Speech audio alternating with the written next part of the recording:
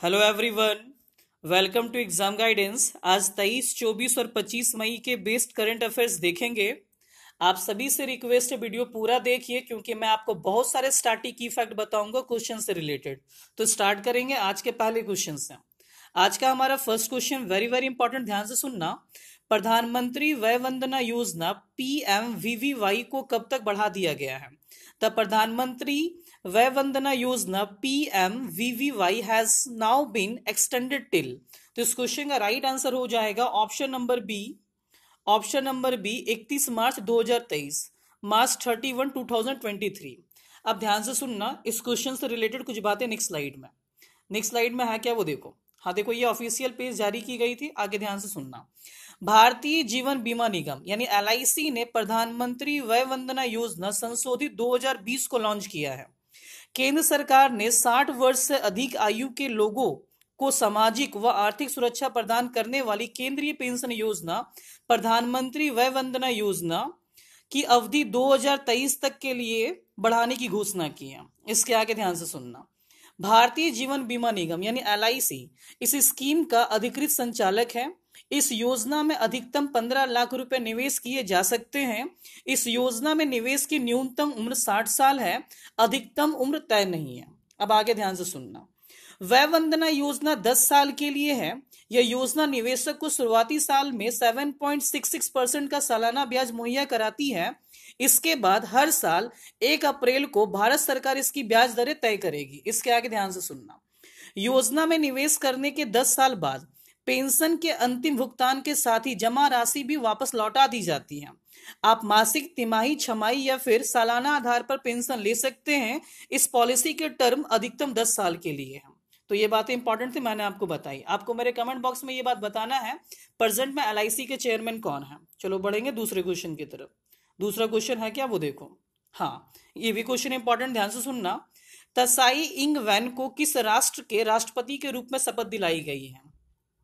तसाई Ing wen has been sworn in as the president of which nation? तो इस question का right answer हो जाएगा option number C. Option number C, Taiwan. चलो अब ध्यान से सुनना, ताइवान से रिलेटेड बातें कुछ देखते हैं नेक्स्ट स्लाइड में। देखो, ये तस्वीर है तसाई इंग वैन की, जो कि प्रेसिडेंट बनी ताइवान की। चलो ध्यान से सुनना, मैप में देखो ये रहा ताइवान, ये इसकी लोकेशन है।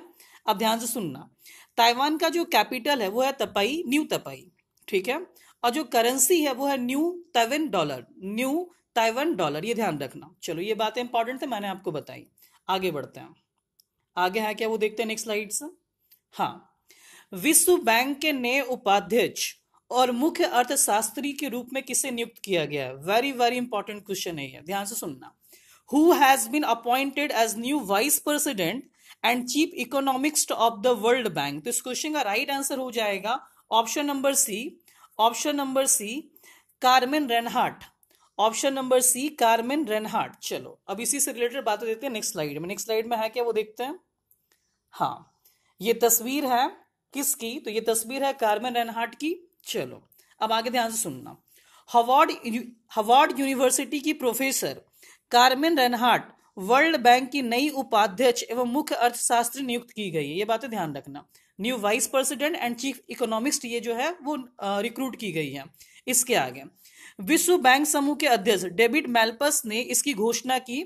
सुश्री रेनहार्ट 15 जून से अपनी कार्यभार संभालेगी। ये बातें ध्यान रखना। आगे ध्यान से सुनना।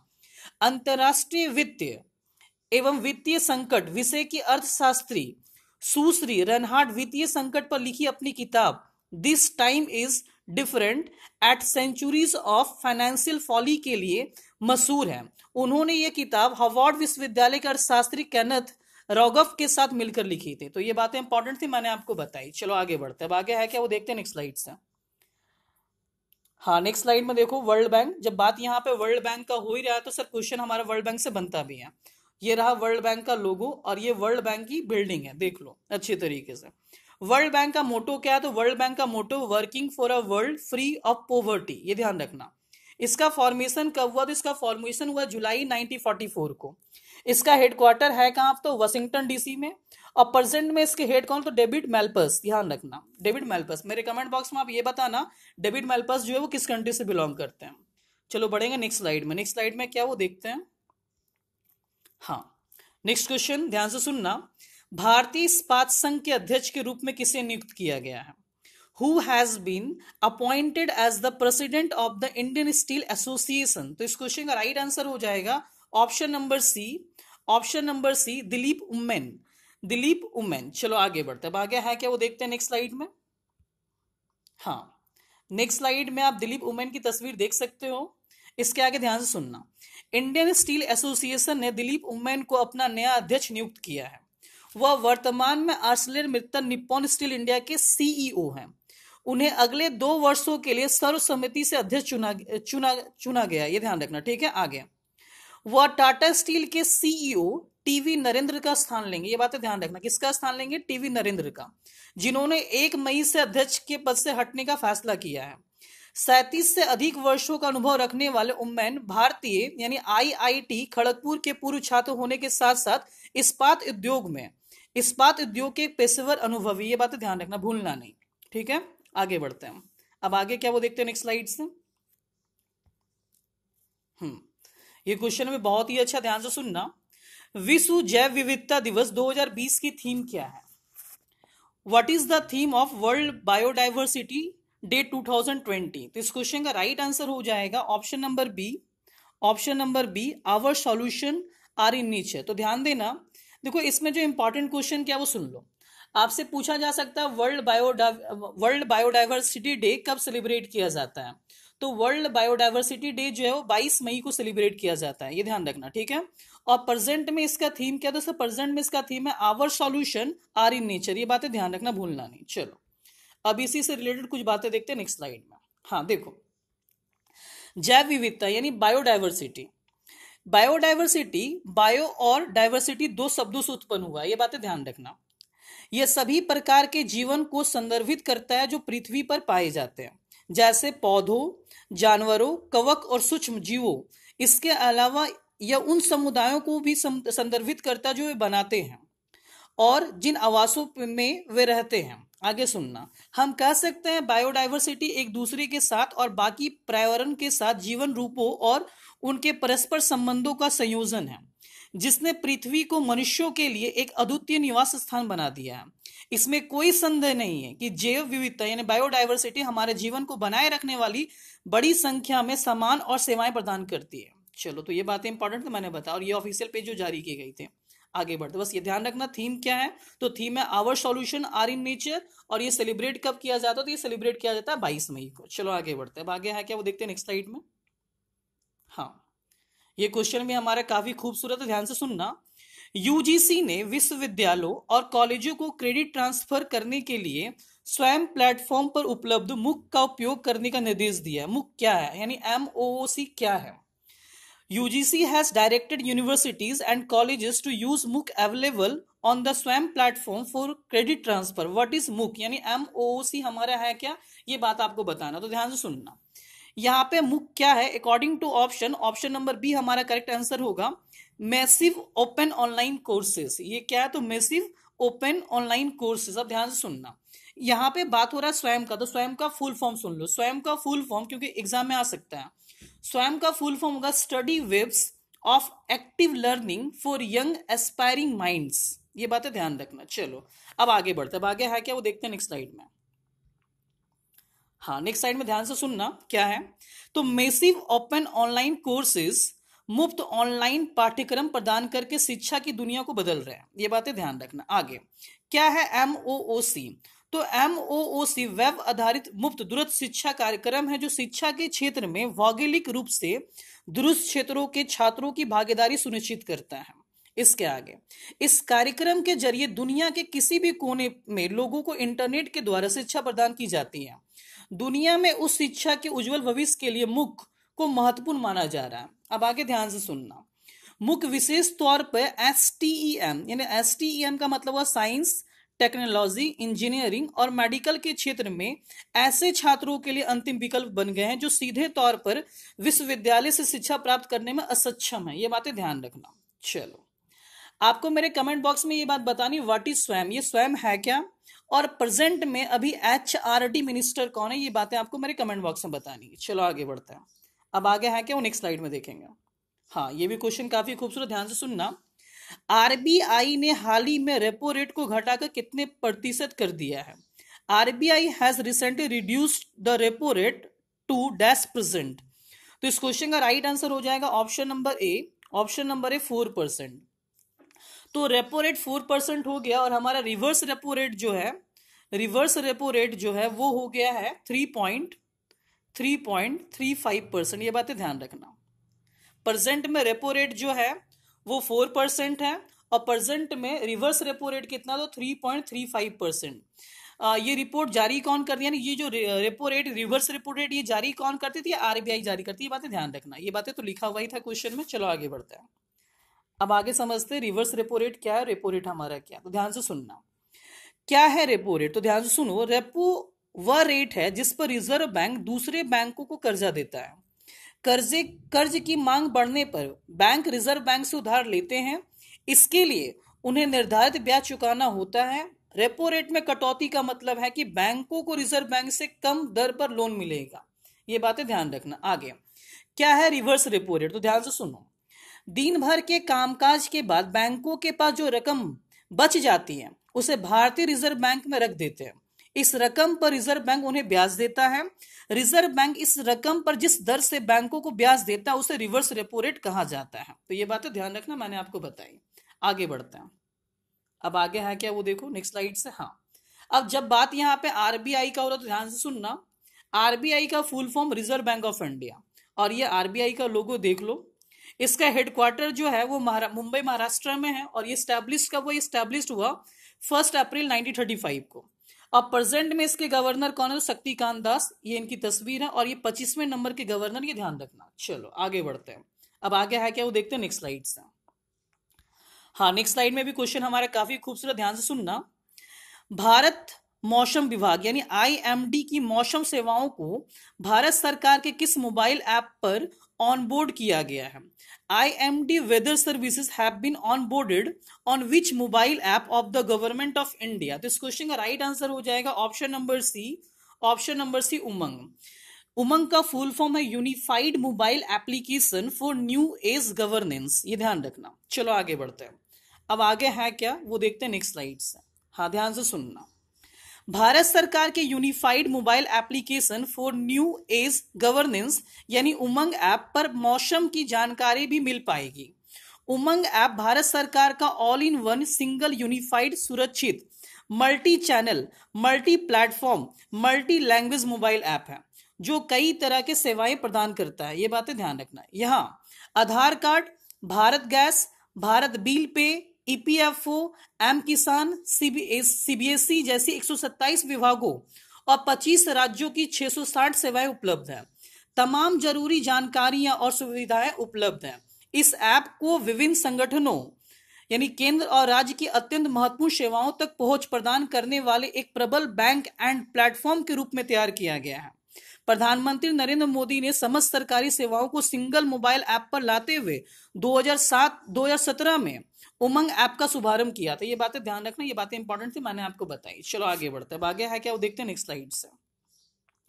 हाँ, ध्यान देना, जब बात यहाँ पे आईएमडी का आया तो आईएमडी से क्वेश्चन बनता है। आईएमडी का फुल फॉर्म होगा इंडियन मेट्रोलॉजिकल डिपार्टमेंट। इसका हेडक्वार्टर है न्यू दिल्ली। फॉर्मेशन यानी स्टैब्लिश कब हुआ? 1875 को।